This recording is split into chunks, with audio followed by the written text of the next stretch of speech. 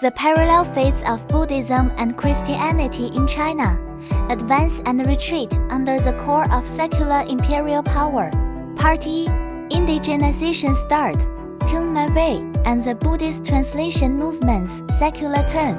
The thousand-year trajectories of Buddhism and Christianity, including Catholicism in China, though seemingly divergent, one fully indigenized into an integral part of Chinese culture, the other always standing at an ambiguous distance from the local context, essentially followed highly similar paths.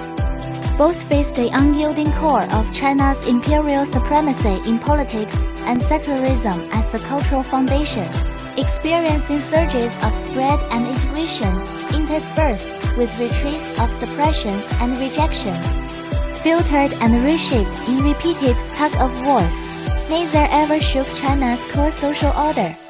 The ultimate integration difference lay not in adaptive capacity, but in China's unyielding culture's distinct transformation logic and acceptance threshold for foreign entities. Moreover, China's inherent binding of morality and politics, plus selective simplification of foreign philosophy, ensured all external cultural nutrients only grew around the local core order.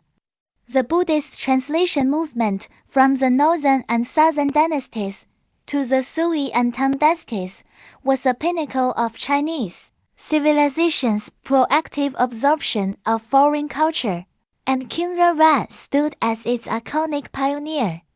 Backed by imperial patronage and with joint participation of monks and lay believers, this movement, alongside the Islamic Golden Age of translation, became two great cultural absorption events in Eastern and Western history. Khmer Rouge, this translation practice, pioneered the secular turn of Buddhist scriptures in China.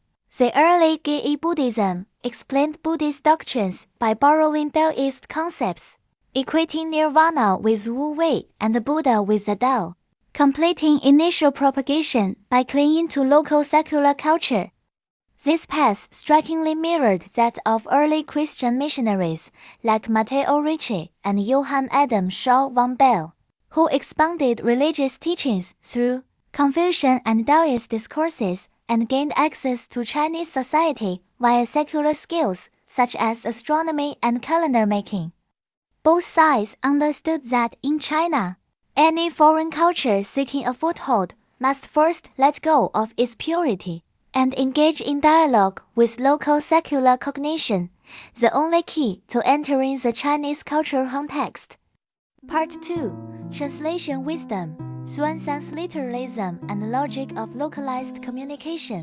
The indigenization of Buddhism in China was essentially an adaptive transformation of simplification and popularization, a trait vividly reflected in the stark contrast between Xuanzang's translation approach and the localized translation logic pioneered by predecessors.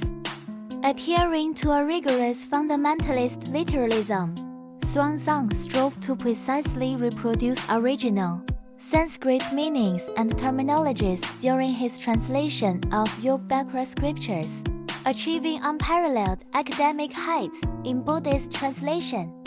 Yet his translations, with their complex theoretical system and abstruse semantics, remained inaccessible to the general public, and the Yogacara school he introduced even failed to become the mainstream of Han Buddhism. This fully revealed the underlying logic of localized communication in Chinese secular culture, rooted in pragmatism and a focus on worldly life. Chinese civilization had an innate tendency to simplify abstract, speculative systems, foreign cultural doctrines, to move beyond monastic and academic circles and integrate into folk life, must shed their sophisticated philosophical outer shell and be reshaped into a version comprehensible and practicable for ordinary people. In contrast, localized translations that abandoned rigid word-for-word correspondence, condensing profound doctrines into concise and fluent Chinese, perfectly fit this logic. Their wide circulation among the folk, proved that localization is the inevitable choice for foreign culture to take root in China. Part 3.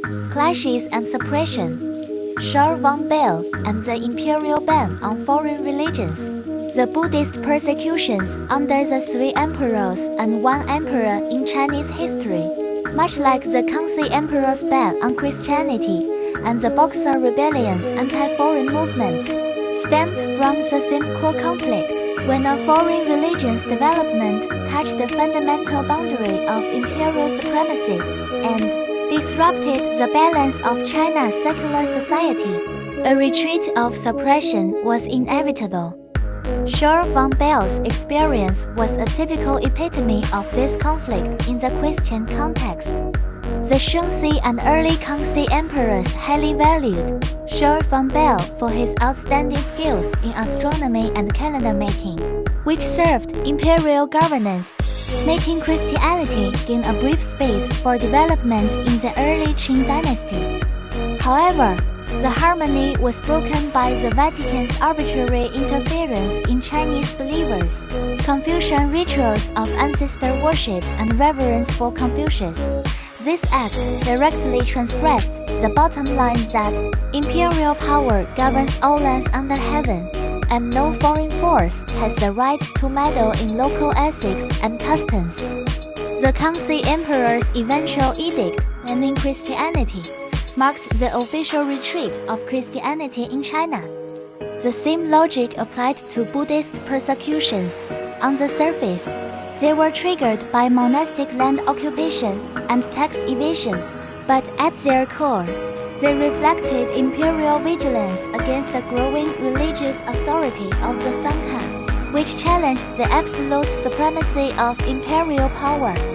Imperial power thus had to suppress foreign religions to reclaim political and economic authority and restructure the secular social order. Part 4. Metaphysical Forging. Wang Gengwei's insight and Zhu Shi's Neo-Confucian reconstruction. These repeated tugs of war between foreign cultures and China's local core order are classic manifestations of Tante Gan's historical 3 gorges theory. The evolution of Chinese civilization is like sailing through a narrow and turbulent gorge, where the influx of foreign cultures is merely spray in the mainstream current, able to add momentum and enrich the water, yet never able to alter the current's inherent direction and course. That unchangeable course is defined by 2 core pillars: the political framework of imperial supremacy and the cultural foundation of secularism. Wang Gengwei incisively pointed out this inherent cultural trait. China has no pure philosophy. Its most fully developed branches are only moral philosophy and political philosophy.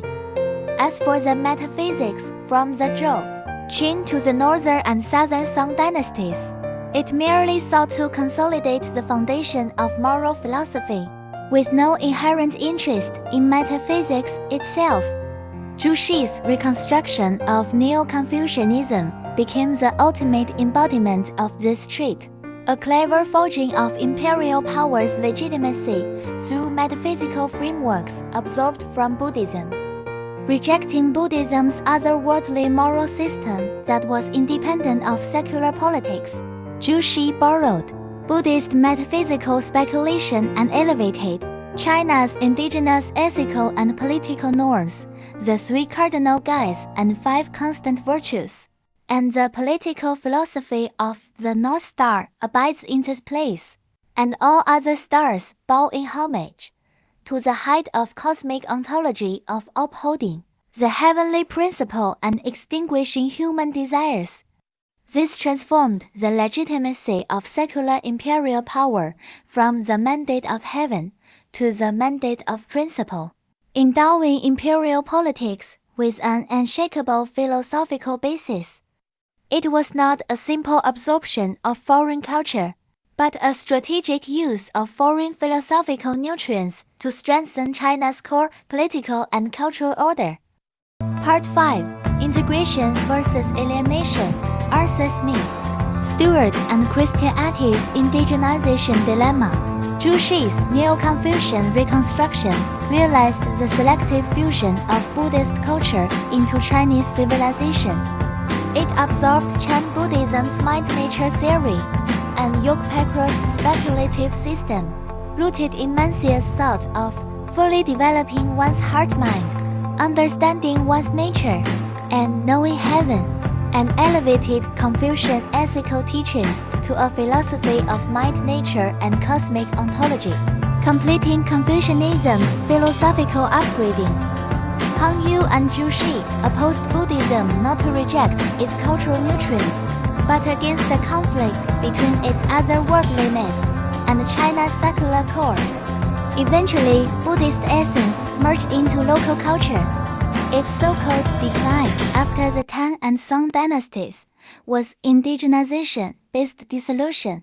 It blended into Confucianism and Taoism, permeating literature, art, philosophy, and folk life, and became the underlying foundation of Chinese civilization despite a seemingly weaker momentum. Christianity in China, however, has long been stuck at the solution threshold, even with indigenization attempts by Arthur H. Smith and John Leighton Stewart. Smith, after decades in Chinese rural areas, wrote Chinese characteristics to analyze local culture and proposed missionary methods fitting China's clan ethics and rural social structure. Stewart promoted the integration of Christianity and modern Chinese society through education. Yet their efforts never broke free from Christianity's core missionary mission, and the religion could never shake off the label of foreign force, tied to Western colonial and invading forces in modern China. Christianity entered China amid drastic social upheaval, with the imperial system collapsing and secular order being reconstructed. Unlike Buddhism, it failed to complete steady indigenization and simplification in a stable society, and became a target of Chinese nationalist sentiment, making its repeated advance and retreat inevitable. In the final analysis, the parallel fates of Buddhism and Christianity are the shared destiny of all foreign cultures facing China's unyielding core. Chinese civilization never rejects foreign nutrients, but firmly adheres to its core order: imperial supremacy in politics, secularism as the cultural foundation, pragmatic worldly life, and the tight binding of morality and politics. Buddhism succeeded by accepting secular transformation and localized simplification, evolving from paint into an integral part of the glass.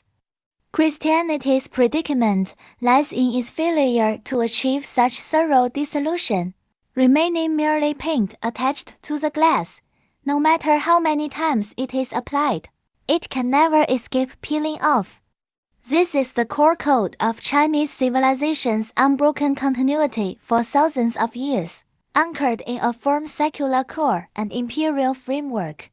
It maintains its subjectivity in absorbing foreign cultures,